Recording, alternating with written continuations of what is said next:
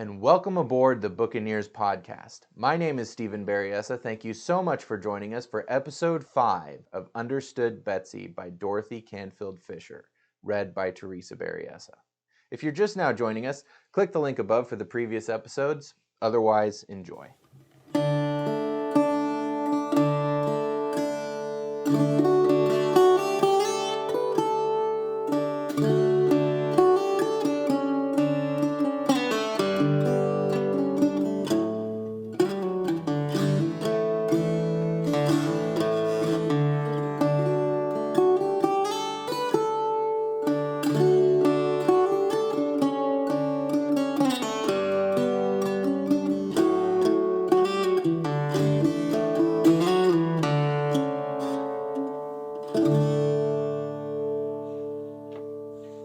Chapter 9.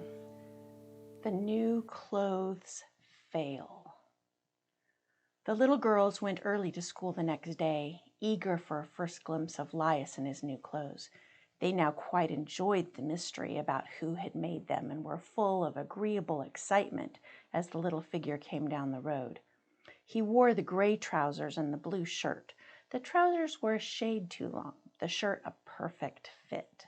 The girls gazed at him with pride as he came on the playground, walking briskly along in the new shoes, which were just the right size.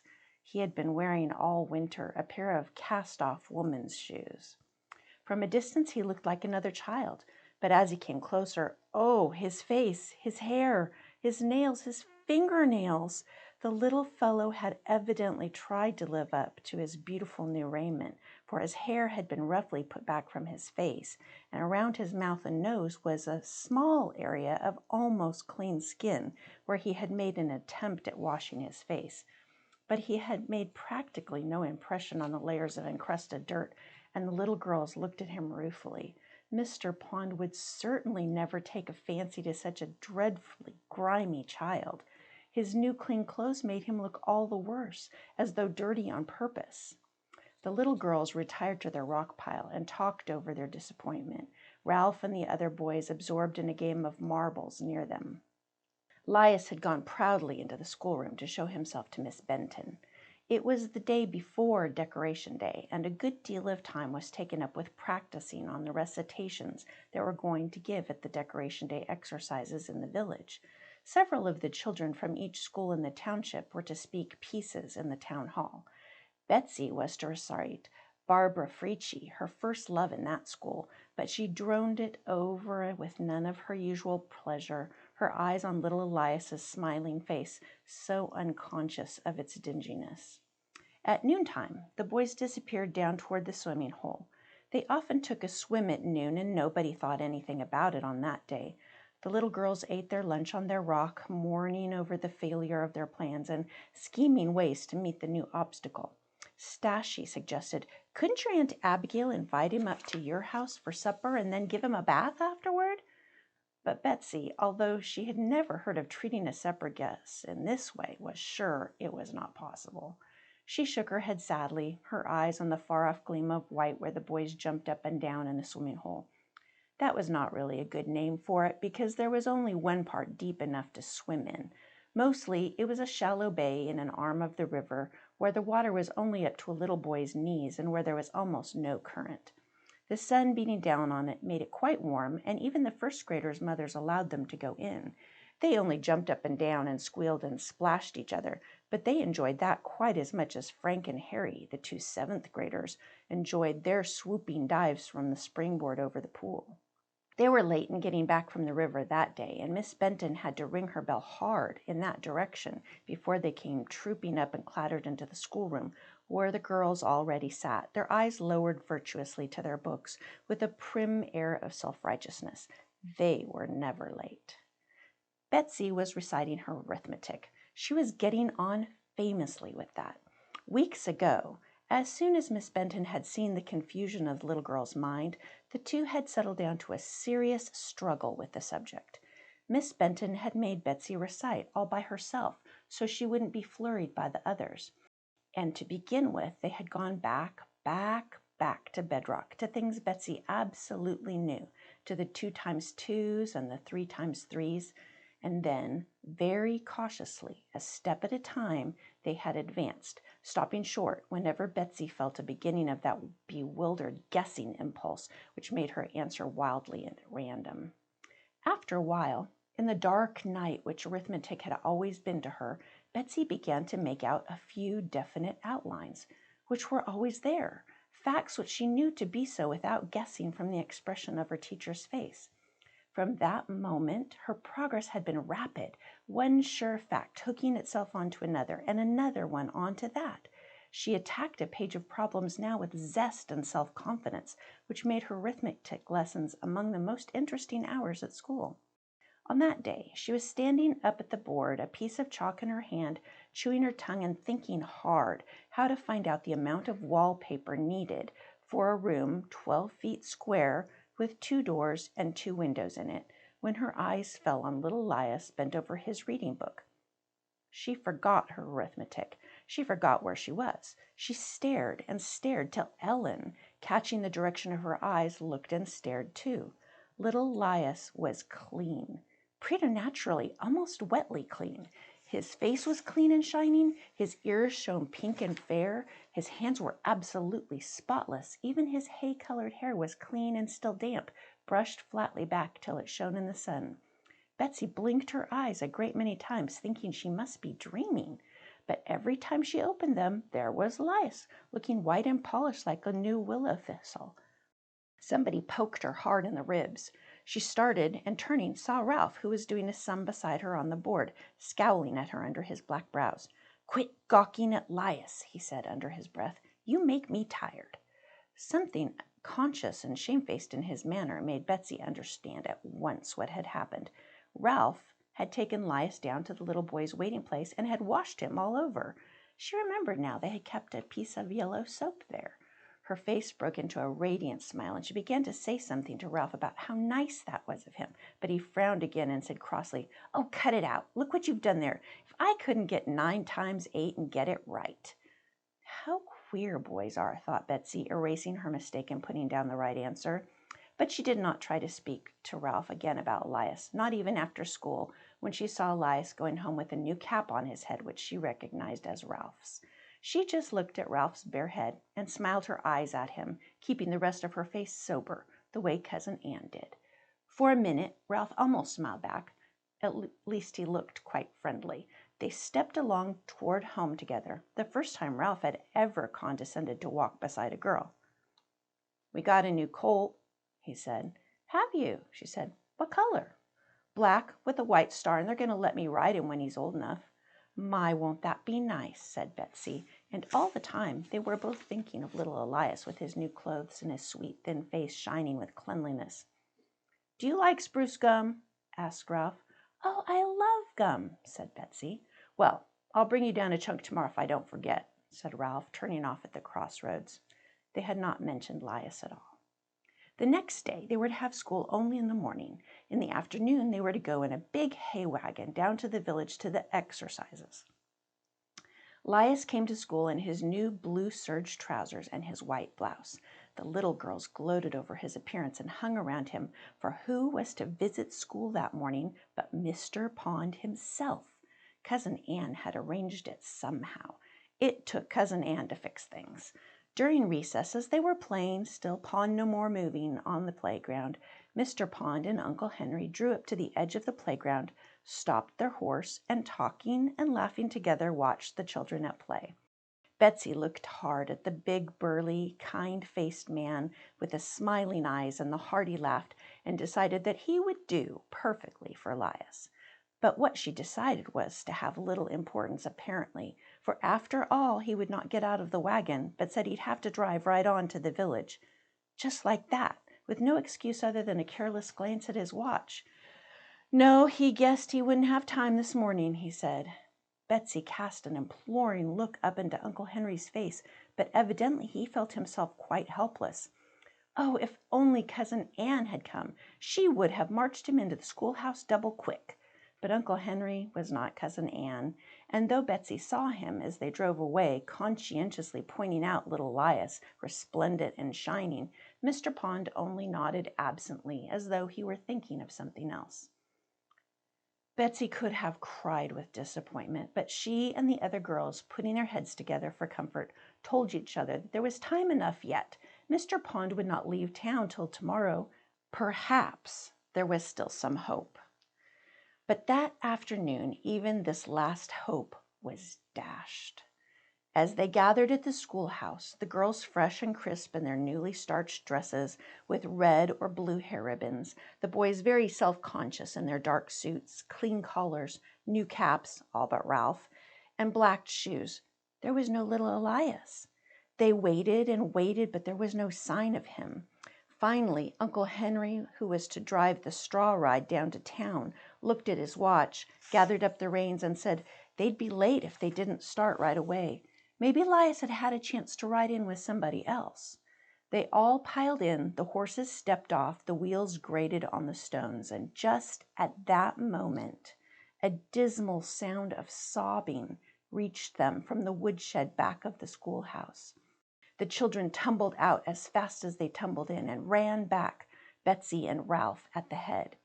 There in the woodshed was little Elias, huddled in the corner behind some wood, crying and crying and crying, digging his fists into his eyes, his face all smeared with tears and dirt.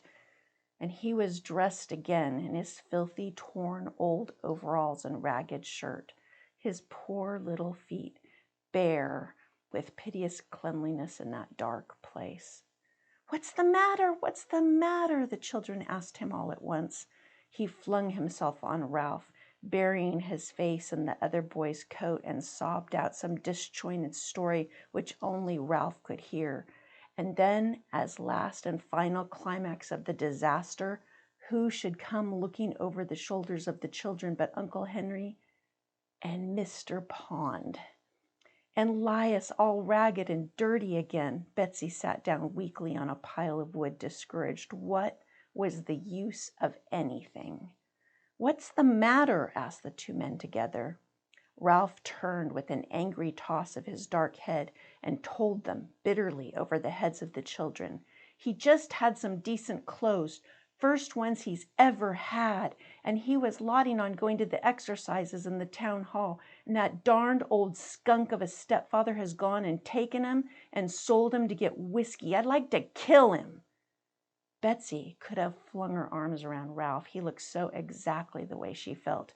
"Yes, he is a darned old skunk," she said to herself, rejoicing in the bad words she did not know before. It took bad words to qualify what had happened. She saw an electric spark pass from Ralph's blazing eyes to Mr. Pond's broad face, now grim and fierce. She saw Mr. Pond step forward, brushing the children out of his way like a giant among dwarfs. She saw him stoop and pick little Elias up in his great strong arms, and holding him close, stride furiously out of the woodshed, across the playground to the buggy which was waiting for him. "He'll go to the exercises all right," he called back over his shoulder in a great roar. "He'll go if I have to buy out the whole town to get him an outfit. And that whelp won't get these clothes either. You hear me say so." He sprang into the buggy and, holding Elias on his lap, took up the reins and drove rapidly forward. They saw Elias again entering the town hall, holding fast to Mr. Pond's hand.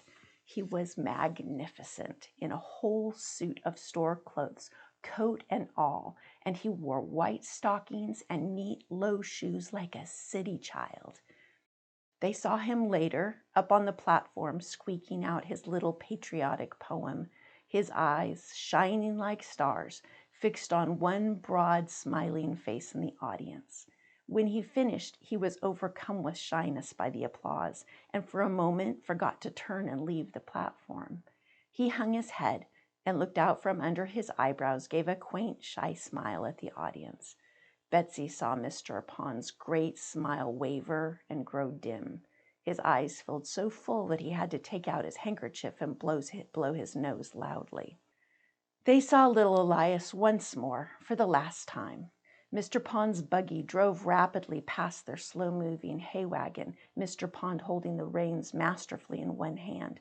Beside him, very close, sat Elias with his lap full of toys. Oh, full, like Christmas. In that fleeting glimpse, they saw a toy train, a stuffed dog, a candy box, a pile of picture books, tops, paper bags, and even the swinging crane of the big mechanical toy dredge that everybody had said the storekeeper could never sell to anybody because it cost so much. As they passed swiftly, Elias looked out at them and waved his hand flutteringly. His other hand was tightly clasped in Mr. Pond's big one. He was smiling at them all. His eyes looked dazed and radiant. He turned his head as the buggy flashed by to call out in a shrill, excited shout, "Goodbye, goodbye, I'm going to live with—" And they could hear no more. He was gone, only his little hand still waving at them over the back of the buggy seat. Betsy drew a long, long breath. She found that Ralph was looking at her. For a moment she couldn't think what made him look so different. Then she saw that he was smiling. She had never seen him smile before. He smiled at her as though he was sure she would understand and never say a word. Betsy looked forward again and saw the gleaming buggy vanishing over the hill in front of them. She smiled back at Ralph silently. Not a thing had happened the way she had planned. No, not a single thing. But it seemed to her she had never been so happy in her life. Chapter 10. Betsy has a birthday. Betsy's birthday was the 9th of September, and the Necronset Valley Fair is always held from the 8th to the 12th. So it was decided that Betsy should celebrate her birthday by going up to Woodford where the fair was held. The Putneys weren't going that year, but the people on the next farm, the Wendells, said they could make room in their surrey for the two little girls, for of course Molly was going too. In fact, she said the fair was held partly to celebrate her being 6 years old. This would happen on the 17th of October. Molly insisted that that was plenty close enough to the 9th of September to be celebrated then. This made Betsy feel like laughing, but observing that Putneys only looked at each other with the faintest possible quirk in the corners of their serious mouths, she understood that they were afraid that Molly's feelings might be hurt if they laughed out loud. So Betsy tried to curve her young lips to the same kind in secret mirth. And I can't tell you why this effort not to hurt Molly's feelings made her have a perfect spasm of love for Molly. She threw herself on her and gave her a great hug that tipped them both over on the couch on top of Shep, who stopped snoring with his great gurgling snort, wriggled out from under them, and stood with laughing eyes and wagging tail, looking at them as they rolled and giggled among the pillows. "What dress are you going to wear to the fair, Betsy?" asked Cousin Anne, "and we must decide about Molly's, too." This stopped their rough and tumble fun in short order, and they applied themselves to serious questions. When the great day arrived and the surrey drove away from the Wendells' gate, Betsy was in a fresh pink and white gingham which she had helped Cousin Anne make, and plump Molly looked like something good to eat in crisp white dimity, one of Betsy's old dresses with a deep hem taken in it to make it short enough for the tiny butterball. Because it was Betsy's birthday, she sat on the front seat with Mr. Wendell, and part of the time, when there weren't too many teams on the road, she drove herself. Mrs. Wendell and her sister filled the back seat solidly full from side to side and made one continuous soft lap on which Molly happily perched, her eyes shining, her round cheeks red with joyful excitement. Betsy looked back at her several times and thought how nice Molly looked. She had, of course, little idea how she herself looked because the mirrors at Putney Farm were all small and high up, and anyhow they were so old and greenish they made everybody look very queer-colored. You looked in them to see if your hair was smooth, and that was about all you could stand. So it was a great surprise to Betsy later in the morning as she and Molly wandered hand in hand through the wonders of Industrial Hall to catch sight of Molly in a full-length mirror as clear as water. She was almost startled to see how faithfully reflected were the yellow of the little girl's curls, the clear pink and white of her face, and the blue of her soft eyes. An older girl was reflected there also, near Molly, a dark-eyed, red-cheeked, sturdy girl, standing straight on two strong legs, holding her head high and free, her dark eyes looking out brightly from her tanned face. For an instant, Betsy gazed into those clear eyes, and then, why, gracious goodness, that was herself she was looking at. How changed she was. How very, very different she looked from the last time she had seen herself in a big mirror. She remembered it well. Out shopping with Aunt Frances in a department store, she'd caught sight of a pale child with thin neck and spindling legs, half hidden in the folds of Aunt Frances's skirts. But she didn't look even like the sister of this brown, muscular, upstanding child who had held Molly's hand so firmly. All this came into her mind and went out again in a moment, for Molly caught sight of a big doll in the next aisle, and they hurried over to inspect her clothing. The mirror was forgotten in the many exciting sights and sounds and smells of their first county fair. The two little girls were to wander about as they pleased until noon, when they were to meet the Wendells in the shadow of Industrial Hall and eat their picnic lunch together. The two parties arrived together from different directions, having seen very different sides of the fair. The children were full of merry-go-rounds, the balloon seller, the toy vendors, and the popcorn stands, while the Wendells exchanged views on the shortness of a hog's legs, the dip in a cow's back, and the thickness of sheep's wool. The Wendells, it seemed, had met some cousins they didn't expect to see, who, not knowing about Betsy and Molly, had hoped they might ride home with the Wendells.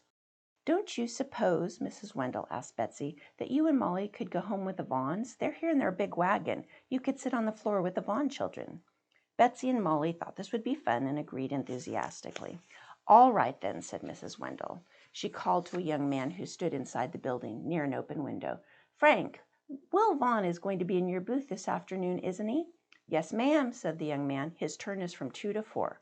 "Well, you tell him, will you, that the two little girls who live at the Putney farm are going to go home with them. They can sit in the bottom of the wagon with the Vaughn young ones." "Yes, ma'am," said the young man with a noticeable lack of interest in how Betsy and Molly got home. "Now, Betsy," said Mrs. Wendell, "you go round to that booth at 2 and ask Will Vaughn what time they're going to start and where the wagon is, and then you be sure not to keep them waiting a minute." "No, I won't," said Betsy. "I'll be sure to be there on time." She and Molly still had 20 cents to spend out of the 40 they had brought with them, 25 earned by berry picking and 15 a present from Uncle Henry.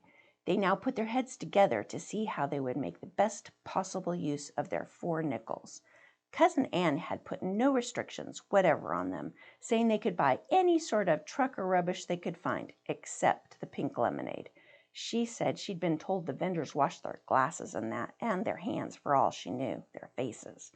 Betsy was for merry-go-rounds, but Molly yearned for a big red balloon, and while they were buying that, a man came by with toy dogs, little brown dogs with curled wire tails. He called out that they would bark when you pulled their tails, and seeing the little girls looking at him, he pulled the tail of the one he held. It gave forth a fine, loud yelp, just like Shep when his tail got stepped on. Betsy bought one all done up neatly in a box tied with blue string. She thought it a great bargain to get a dog who'd bark for 5 cents. Later on, when they undid the string and opened the box, they found the dog had one leg broken off and wouldn't make the faintest squeak when his tail was pulled. But that is the sort of thing you must expect to have happen to you at a county fair. Now they had 10 cents left, and they decided to have a ride apiece on the merry-go-round. But glancing up at the clock face in the tower over Agricultural Hall, Betsy noticed it was 2:30 and decided to go first to the booth where Will Vaughn was to be and find out what time they should start for home. She found the booth with no difficulty, but William Vaughn was not in it, nor was the young man she'd seen before. There was a new one, a strange one, a careless, whistling young man with very bright socks and striped cuffs. He said, in answer to Betsy's inquiry, "Vaughn? Will Vaughn? Never heard of him," and immediately went on whistling and looking up and down the aisle over the heads of the little girls, who stood gazing up at him with a very wide, startled eyes. An older man leaned over from the next booth and said, "Will Vaughn? He from Hillsboro? Well, I heard somebody say the Hillsboro Vaughns had word one of the cows was awful sick, and they had to start right home that minute." Betsy came to herself out of her momentary daze and snatched Molly's hand. "Hurry, quick, we must find the Wendells before they get away." In her agitation, for she was really very much frightened, She forgot how easily terrified little Molly was.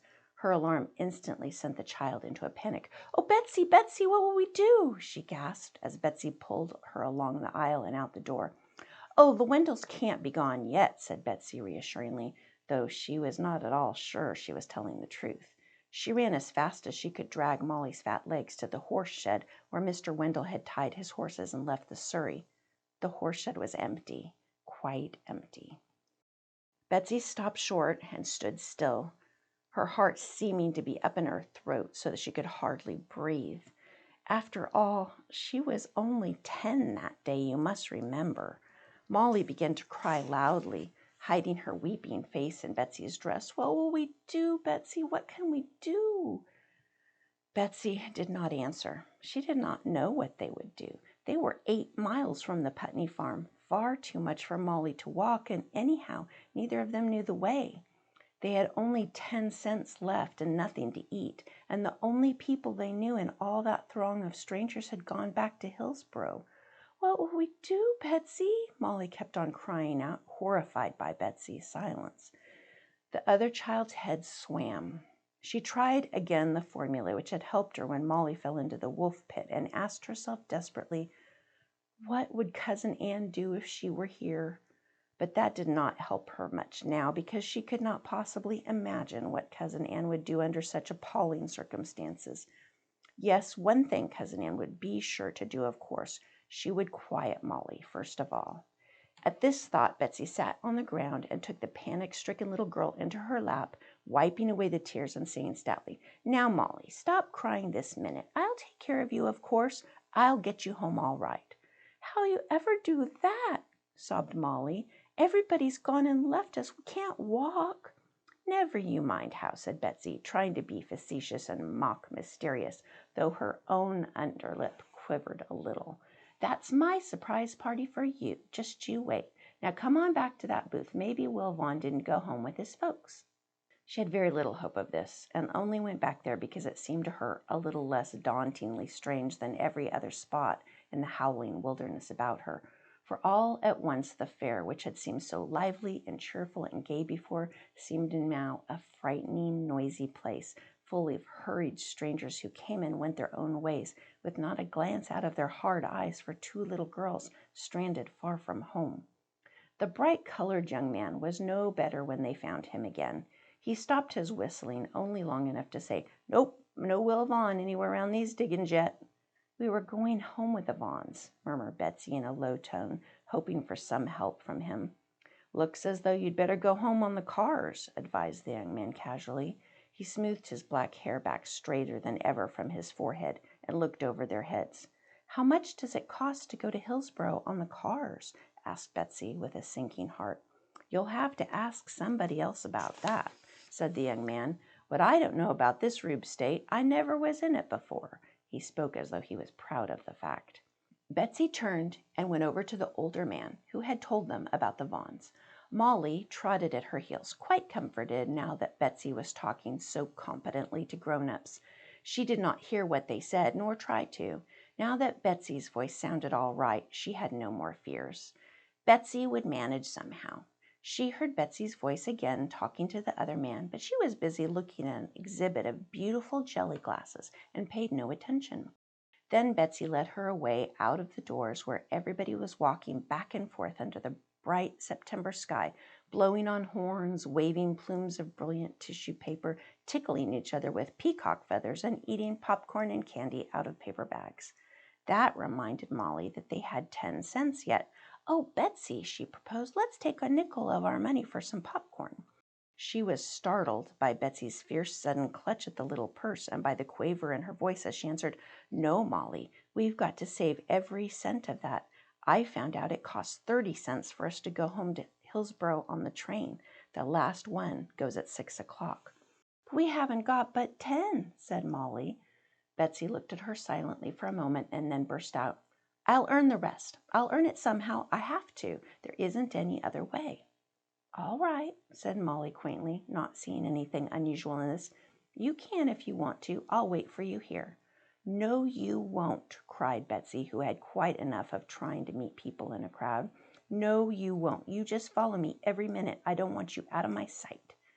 They began to move forward now, Betsy's eyes wildly roving from one place to another. How could a little girl earn money at a county fair? She was horribly afraid to go up and speak to a stranger, and how else could she begin? Here, Molly, you wait here, she said. Don't you budge till I come back. But alas, Molly had only a moment to wait that time, for the man who was selling lemonade answered Betsy's shy question with a stare and a curt, Lord, no, what could a young one like you do for me? The little girls wandered on, Molly calm and expectant, confident in Betsy, Betsy with a dry mouth and a gone feeling. They were passing by a big shed-like building now, where a large sign proclaimed that the Woodford Ladies' Aid Society would serve hot chicken dinner for 35 cents. Of course, the sign was not accurate, for at 3:30, almost 4, the chicken dinner had long ago been all eaten, and in place of the diners was a group of weary women moving languidly about or standing saggingly by a great table piled with dirty dishes. Betsy paused there, meditated a moment, and went in rapidly so that her courage would not evaporate. The woman with gray hair looked down at her a little impatiently and said, Dinner's all over. I didn't come for dinner, said Betsy, swallowing hard. I came to see if you wouldn't hire me to wash your dishes. I'll do them for 25 cents. The woman laughed and looked from little Betsy to the great pile of dishes and said, turning away, Mercy, child, if you washed from now till morning, you wouldn't make a hole in what we've got to do. Betsy heard her say to the other women, Some young one wanting more money for the sideshows. Now was the moment to remember what Cousin Ann would have done. She would certainly not have shaken all over with hurt feelings, nor have allowed tears to come stingingly to her eyes. So Betsy sternly made herself stop doing those things. And Cousin Ann wouldn't have given way to the dreadful sinking feeling of discouragement, but would have gone right on to the next place. So although Betsy felt like nothing so much as crooking her elbow over her face and crying as hard as she could cry, she stiffened her back, took Molly's hand again, and stepped out, heartsick, but with very steady, although rather pale without. She and Molly walked along in the crowd again, Molly laughing and pointing out the pranks and antics of the young people, her feeling livelier than ever as the afternoon wore on. Betsy looked at them grimly from unseen eyes. It was 4 o'clock. The last train from Hillsborough left in 2 hours, and she was no nearer having the price of the tickets. She stopped for a moment to get her breath, for although they were walking slowly, she kept feeling breathless and choked. It occurred to her that if ever a little girl had a more horrible birthday, she had never heard of it. Oh, I wish I could, Dan, said a young voice near her. But honest, Mama'd eat me up alive if I leave the booth for a minute. Betsy turned quickly. A very pretty girl with yellow hair and blue eyes. She looked as Molly might when she was grown up. Was leaning over the edge of a little canvas-covered booth, the sign of which announced that homemade donuts and soft drinks were for sale there. A young man, very flushed and gay, was pulling at the girl's blue gingham sleeve. Oh, come on, Annie, just one turn. The floor's just right. You can keep an eye on the booth from the hall. Nobody's going to run away with the old thing anyhow. Honestly, I'd love to, but I got a great lot of dishes to wash too. You know, Mama. She looked longingly toward the open-air dancing floor, out from which just then floated a burst of brassy music. Oh, please, said a small voice. I'll do it for 20 cents. Betsy stood by the girl's elbow, quivering earnestness. Do what, Kitty? Asked the girl in a good-natured surprise. Everything, said Betsy.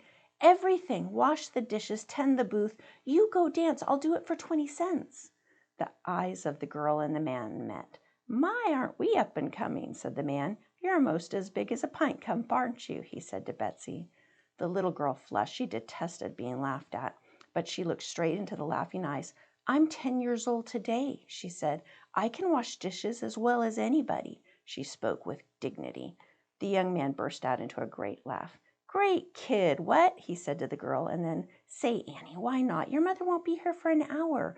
The kid can keep folks from walking off with the stuff, and I'll do the dishes, too, repeated Betsy, trying hard not to mind being laughed at and keeping her eyes fixed steadily on the tickets to Hillsborough. Well, by gosh, said the young man, laughing. Here's our chance, Annie, come on. The girl laughed, too, out of high spirits. "Wouldn't Mama be crazy?" she said hilariously. "But she'll never know. Here, you cute kid, here's my apron." She took off her long apron and tied it around Betsy's neck. "There's the soap, there's the table, stack the dishes up on the counter." She was out of the little gate in the counter in a twinkling, just as Molly, in answer to a beckoning gesture from Betsy, came in. "Hello there, there's another one," said the gay young man, gayer and gayer. "Hello, Button, what are you up to? I suppose when they try to crack the safe, you'll run at 'em and bark and drive 'em away."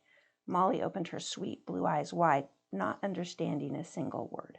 The girl laughed, swooped back, gave Molly a kiss, and disappeared, running side by side with the young man toward the dance hall. Betsy mounted on a soapbox and began joyfully to wash the dishes. She had never thought that ever in her life would she simply love to wash dishes beyond anything else, but it was so. Her relief was so great she could have kissed the coarse, thick plates and glasses as she washed them. "It's all right, Molly, it's all right," she quavered exultantly to Molly over her shoulder. But as Molly had not, from the moment Betsy took command, suspected that it wasn't all right, she only nodded and asked if she might sit up on the barrel while she could watch the crowd go by. "I guess you could. I don't know why not," said Betsy doubtfully. She lifted her up and went back to her dishes. Never were dishes washed better. "2 doughnuts, please," said a man's voice behind her. Oh, mercy, there was somebody come to buy. Whatever should she do?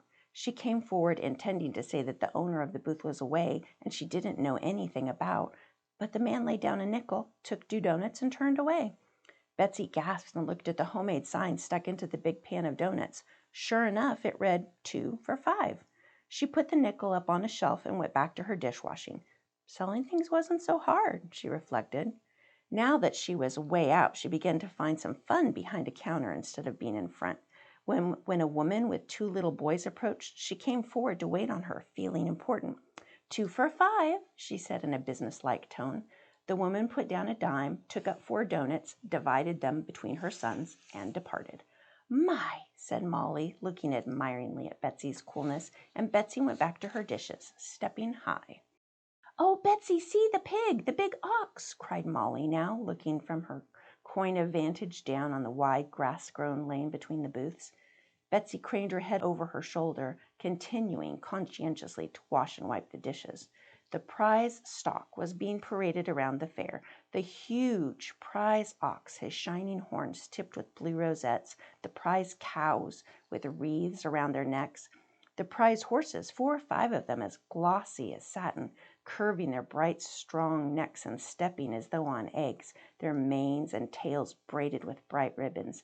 And then, "Oh, Betsy, look at the pig!" screamed Molly again. The smaller animals, the sheep, the calves, the colts, and the pig, which waddled along with portly dignity. Betsy looked as well as she could over her shoulder, and in years to come she could shut her eyes and see again in every detail that procession under the golden September light. But she looked anxiously at the clock. It was nearing 5. Oh, suppose the girl forgot and danced too long. 2 bottles of ginger ale and half a dozen doughnuts, said a man with a woman and 3 children. Betsy looked feverishly among the bottles ranged on the counter, selected 2 marked ginger ale, and glared at their corrugated tin stoppers. How do you get them open?" "Here's your opener," said the man, "if that's what you're looking for. You get the glasses, I'll open the bottles. We're in kind of a hurry, got to catch a train." Well, they were not the only people who had to catch a train, Betsy thought sadly. They drank in gulps and departed, cramming doughnuts into their mouths. Betsy wished that the girl would come back. She was now almost sure she'd forgotten, and she would dance till nightfall. But there she was, running along as light-footed after an hour's dancing as when she'd left the booth.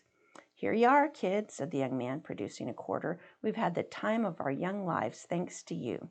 Betsy gave him back one of the nickels that remained to her, but he refused it. "No, you keep the change," he said royally. "It was worth it." "Then I'll buy 2 doughnuts with my extra nickel," said Betsy. "No, you won't," said the girl. "You'll take all you want for nothing. Mama'll never miss 'em. What you sell here has got to be fresh every day anyhow. Here, hold out your hands, both of you." "Some people came and bought things," said Betsy, happening to remember as she and Molly turned away. "The money is up on the shelf." "Well, now," said the girl, "if she didn't take hold and sell things. Say," she ran after Betsy and gave her a hug. You're a smart one. I wish I had a little sister just like you." Molly and Betsy hurried along out of the gate into the main street of the town and down to the station. Molly was eating donuts as she went. They were both quite hungry by this time, but Betsy could not think of eating till she had those tickets in her hand. She pushed her quarter and a nickel into the ticket seller's window and said, "Hillsboro," in as confident a tone as she could. But when the precious bits of paper were pushed out at her and she actually held them, her knees shook under her and she had to go sit down on the bench. "My, aren't these donuts good?" said Molly. "I never in my life had enough donuts before." Betsy drew a long breath and began rather languidly to eat one herself. She felt all of a sudden very, very tired. She was tireder still when they got out of the station at Hillsboro and started wearily up the road towards Putney Farm. 2 miles lay before them, 2 miles which they had often walked before, but never after such a day as now lay back of them. Molly dragged her feet as she walked and hung heavily on Betsy's hand. Betsy plodded along, her head hanging, her eyes gritty with sleepiness. A light buggy spun around the turn of the road behind them, the single horse trotting fast as though the driver went in a hurry, the wheels rattling smartly on the road. The little girls drew out to one side and stood waiting till the road should be free again. When he saw them, the driver pulled the horse back so quickly it stood almost straight up. He peered at them through the twilight and then with a loud shout sprang over the side of the buggy. It was Uncle Henry. Oh, goody! It was Uncle Henry come to meet them. They wouldn't have to walk any further. But what was the matter with Uncle Henry? He ran up to them exclaiming, "Are ye all right? Are ye all right?" He stooped over and felt them desperately as though he expected them to be broken somewhere. And Betsy could feel that his old hands were shaking, that he was trembling all over. When she said, "Why, yes, Uncle Henry, we're all right. We came home on the cars." Uncle Henry leaned up against the fence as though he couldn't stand up. He took off his hat and wiped his forehead, and he said, it didn't seem as though it could be Uncle Henry talking, he sounded so excited. Well, by gosh, well, by thunder now, and so here you are, and you're all right. Well." He couldn't seem to stop exclaiming, and you can't imagine anything stranger than an Uncle Henry who couldn't stop exclaiming. After they all got into the buggy, he quieted down a little and said, "Thunderation, we've had a scare. When the Wendells came back with their cousins early this afternoon, they said you were coming with the Vaughans, and then when you didn't come, we telephoned to the Vaughans, and they said they hadn't seen hide nor hair of you and didn't even know you were to the fair at all. I tell you, your Aunt Abigail and I had an awful turn. Anne and I hitched up quicker and scat, and she put right out with Prince up towards Woodford, and I took Jessie down this way, thought maybe I'd get a trace of you somewhere here. Well, land," he wiped his forehead again. "When I'm glad to see you standing there. Get along, Jess. I want to get the news to Abigail as soon as I can. Now tell me, what in thunder happened to you?" Betsy began at the beginning and told straight through, interrupted at first by indignant comments from Uncle Henry, who was outraged by the Wendells' loose wearing of their responsibility for the children. But as she went on, he quieted down to a closely attentive silence, interrupting only to keep Jess up at top speed. Now that it was all safely over, Betsy thought her story quite an interesting one, and she omitted no detail, although she wondered once or twice if perhaps Uncle Henry were listening to her, he kept so still. "And so I bought the tickets and we got home," she ended, adding, "Oh, Uncle Henry, you ought to have seen the prize pig. He was too funny." They turned into the Putney yard now and saw Aunt Abigail's bulky form on the porch. "Got him, Abby. All right, no harm done," shouted Uncle Henry. Aunt Abigail turned without a word and went back into the house. When the little girls dragged their weary legs in, they found her quietly setting out some supper for them on the table. But she was wiping away with her apron the joyful tears which ran down her cheeks. Such pale cheeks! It seemed so strange to see rosy Aunt Abigail with a face as white as paper. "Well, I'm glad to see you," she told them soberly. "Sit right down and have some hot milk. I had some ready. The telephone rang. She went into the next room, and they heard her saying in an unsteady voice, "All right, Anne, they're here. Your father just brought them in. I haven't had time to hear about what happened yet, but they're all right. You better come home." "That's your cousin Anne telephoning from the Marshalls." She herself went and sat down heavily, and when Uncle Henry came in for a few minutes later, she asked him in a rather weak voice for the ammonia bottle. He rushed for it, got her fan and a drink of cold water, and hung over her anxiously till the color began to come back into her pale face. "I know just how you feel, Mother," he said sympathetically. "When I saw him standing there by the roadside, I felt as though somebody had hit me a clip right in the pit of the stomach." The little girls ate their supper in a tired daze, not paying any attention to what the grown-ups were saying until the rapid hoof clicked on the stones outside. Cousin Anne came in quickly, her black eyes snapping. "Now, for mercy's sake, tell me what happened," she added hotly. "If I don't give that Maria Wendell a piece of my mind." Uncle Henry broke in. "I'm going to tell what happened. I want to do it. You and Mother just listen. Just sit right down and listen." His voice was shaking with feeling, and as he went on, he told of Betsy's afternoon, her fright, her confusion, her forming the plan of coming home on the train and of earning the money for the tickets. He made for once no Putney pretense of casual coolness. His old eyes flashed fire as he talked. Betsy, watching him, felt her heart swell and beat fast in incredulous joy. He was proud of her. She had done something to make the Putney cousins proud of her. When Uncle Henry came to the part where she went on asking for employment after one and then another refusal, Cousin Anne reached out her long arms and quickly, roughly gathered Betsy up on her lap, holding her close as she listened. Betsy had never before sat on Cousin Anne's lap, and when Uncle Henry finished, he had not forgotten a single thing Betsy had told him, and asked, "What do you think of that for a little girl 10 years old today?" Cousin Anne opened the floodgates wide and burst out, "I think I never heard of a child doing a smarter, grittier thing, and I don't care if she does hear me say so." It was a great, a momentous, and historic moment. Betsy, enthroned on those strong knees, wondered if any little girl had ever had such a beautiful birthday. Thanks again for joining us. If you liked what you heard, please hit the buttons below, give us a like and a subscribe, and hit that bell icon so you get notified whenever we drop a new video. You can follow the links to find us on Facebook, Instagram, and Twitter. Please share us with your friends and family, and join us next time for the next episode of the Buccaneers podcast.